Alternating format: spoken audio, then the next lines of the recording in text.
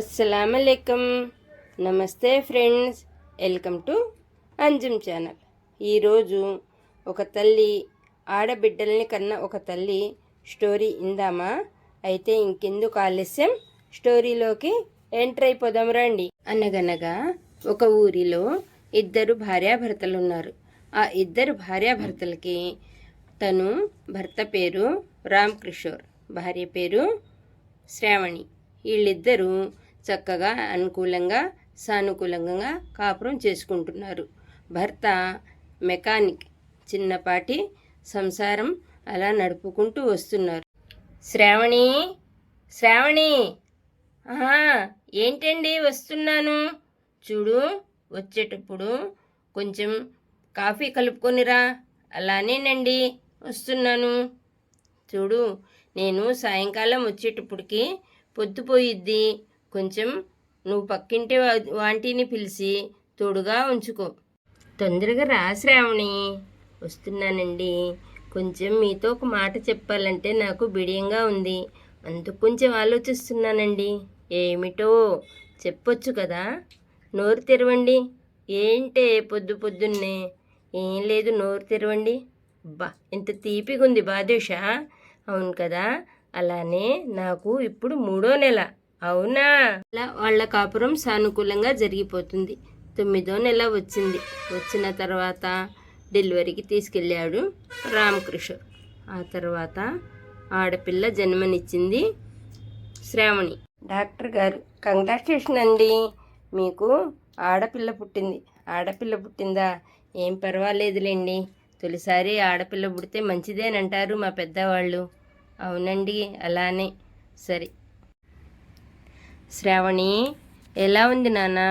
బాగానే ఉందండి, కాకపోతే ఫస్ట్ ఆడపిల్ల జన్మనిచ్చానేంటి అని దిగులుగా ఉంది. ఏమైద్ది? అలా ఎప్పుడు అనుకోకు, ఆడపిల్లే కదా. అది కాదులేండి, నా మనసులో ఒక కోరిక ఉంది.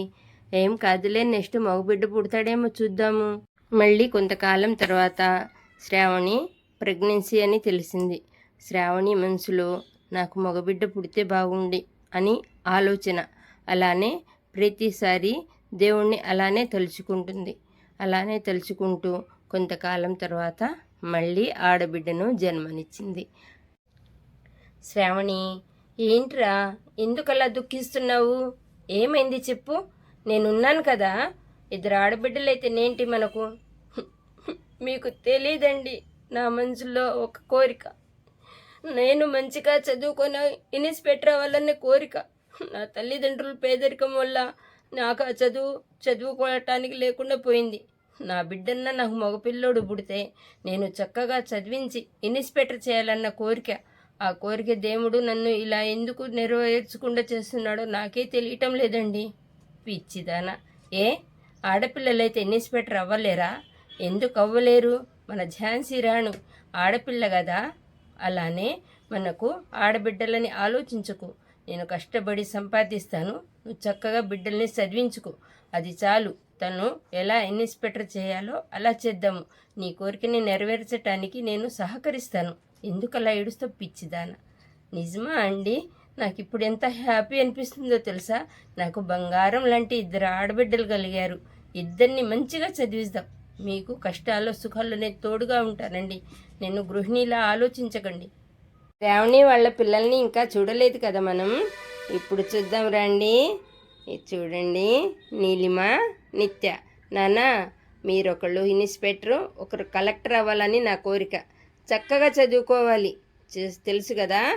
క్లాసులకి చక్కగా అటెండ్ అవ్వండి. నువ్వు కరాటీకి వెళ్ళాలి, వెళ్తావా? సరే. కమాన్, వెళ్దాం రండి. స్కూల్కి వెళ్ళి వదిలిపెట్టి వస్తాను రండి నాన్న, వెళ్దాం రండి. శ్రావణి, వస్తున్నానండి. ఏంటో శ్రావణి, చాలని జీతాలు, 2 పిల్లల ఫీజులు కట్టాలంటే చాలా ఇబ్బందిగా ఉంది. ఏం చేయాలనో అర్థం కావటం లేదు. అదేంటండి అలా అంటారు? పిల్లల చదువు మటుకు ఆపుదామని అనొద్దండి, ఎందుకంటే పిల్లల్ని చదివిద్దామని అనుకున్నాము కదా. నాకు ఒక్క 2,000 ఇవ్వండి చాలు. పిచ్చి మొహమ్మ, 2,000తో ఏం వచ్చిద్ది? మీకెందుకు, నేను చేస్తాను కదా. నేను కిచిడి వండి పెడితే బాగుంది అని లొట్టలేసుకొని తింటున్నారు కదా. అలానే నేను కిచిడి పాయింట్ పెట్టుకుంటానండి. ప్లీజ్ ఏమనుకోవద్దు, ఇవ్వండి. సరే, ఆ సుక్కా జేబులో ఉన్నాయి, తీసుకో. ఏంటి కిచిడి పాయింట్ పెట్టుకున్నాను, ఇంకా బోనీ అవ్వలేదు. ఎవరన్నా వస్తారా లేదా? శ్రావణి, శ్రావణి, హా, టిఫిన్ అయిందా? అయింది నాన్న. కిచిడి పాయింట్ పెట్టాను రా, భలే కుదిరింది. రారా తీసుకో. చూడు 60 రూపాయలే ప్లేటు. నాన్న ఏంరా మంచిగా వచ్చినాయా? బాగా చదువుకోవాలన్నా, బాగా చదువుకోవాలి. మీరు ఇన్స్పెక్టర్ అవ్వాలి, నువ్వు కలెక్టర్ అవ్వాలి. ఇది నా కోరిక నాన్న. మీరు చదువుకుంటారని నాకు మంచి ఇదిగా ఉంది నాన్న, చదువుకోవాలన్నా. ఏంటో ఈ దగ్గేంటో. అమ్మాయి ఇన్స్పెక్టర్ అవ్వాలని కోరికతో నేను చదివిస్తున్నాను. నేను చూడగలను లేను ఏమోనమ్మా, ఏమో. ట్రైనింగ్ వెళ్తున్నాను. అవునా అక్క, అమ్మని జాగ్రత్తగా చూసుకో, టైంకి మందులు వాడించి నేను వెళ్ళొస్తున్నా. అమ్మ బాగానే చూసుకుంటుంది నాన్న. నీ హెల్త్ జాగ్రత్త, నువ్వు జాగ్రత్తగా వెళ్ళి రావాలి. మా దిగులు ఏం వేసుకోవద్దు. అక్కయ్యని నేను ఇక్కడ ఉంచుకుంటాను. నువ్వు జాగ్రత్త నాన్న, నువ్వు జాగ్రత్త. ఏంటి మరీ అలా ఇదైపోతున్నావు? కాదండి, భలే ఆయాసంగా ఉంది, ఒంట్లో అస్సలు బాగోలేదు. పిల్లకి ఫోన్ చేద్దామా? ఒకసారి ఫోన్ చేస్తానే, పిల్లతో మాట్లాడు. అలా ఎప్పుడు చేయకండి. అలా చేస్తే పిల్ల ట్రైనింగ్లో ఉంది. పిల్ల చాలా ఇబ్బంది పడిద్ది. పిల్ల మళ్ళీ ఫెయిల్ అయితే నేను అస్సలు ఒప్పుకోను. నాకు ఒక మాట ఇవ్వండి. ఏం మాట ఇవ్వాలి? మాట ఇవ్వండి.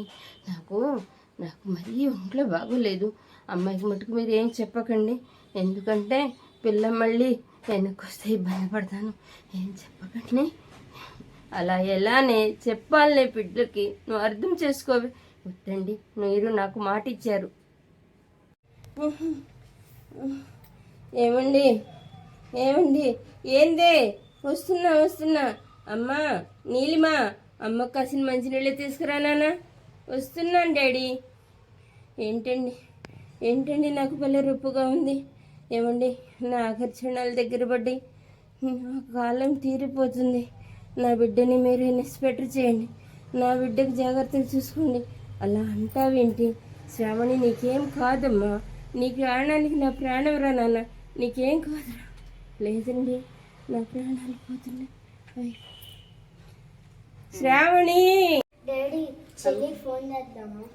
వద్దు నాన్న, అమ్మ ఫోన్ చేయొద్దండి. ఎందుకంటే తను ట్రైనింగ్కి వెళ్ళింది కదా, ఈ దిగులతో మళ్ళీ ఏదన్నా అయిందనుకో, ఎగ్జామ్స్ సరిగా రాయదు, ట్రైనింగ్లో సక్సెస్ అవ్వదు. వద్దు, అమ్మ కోరిక తీరాలంటే అమ్మాయికి చెప్పొద్దు నాన్న. నువ్వేం బాధపడకు. చూడు, వచ్చిన వాళ్ళ కాస్త మంచి మర్యాద చూసి పంపించండి. మన ఇంటికి వచ్చేవా అని అనుకుంటారు. వెళ్ళండి నాన్న. అమ్మ లేదని నువ్వేం బాధపడకు. డాడీ, మమ్మీ ఎక్కడ? మమ్మీ అక్క లోన్ ఉంది, పోయి మజ్జిగ టీయో తాగుపోనా. ముందు పాలు ఇస్తారా? జర్నీ బాగా జరిగిందా నాన్న? బాగా జరిగింది. అవునా? అక్కయ్య లోన్ ఉందిలే, ఎల్లు నాన్న. అక్కయ్య చెప్పిద్దిలే, ఎల్లు. మమ్మీ చెప్పలేదు నాన్న. మమ్మీ చెప్పొద్దని ఏడ్చిందిరా. నీ సక్సెస్ కోసమే ఎదురు చూస్తుంది. నువ్వు ఇన్స్పెక్టర్ అయ్యి తను ఇదైతే తన ఆత్మశాంతి ఇచ్చింది. నువ్వు ఇన్స్పెక్టర్ అవ్వాలి నాన్న. నువ్వు ఇన్స్పెక్టర్ అవ్వాలి. తప్పనిసరిగా అవుతావు కదా?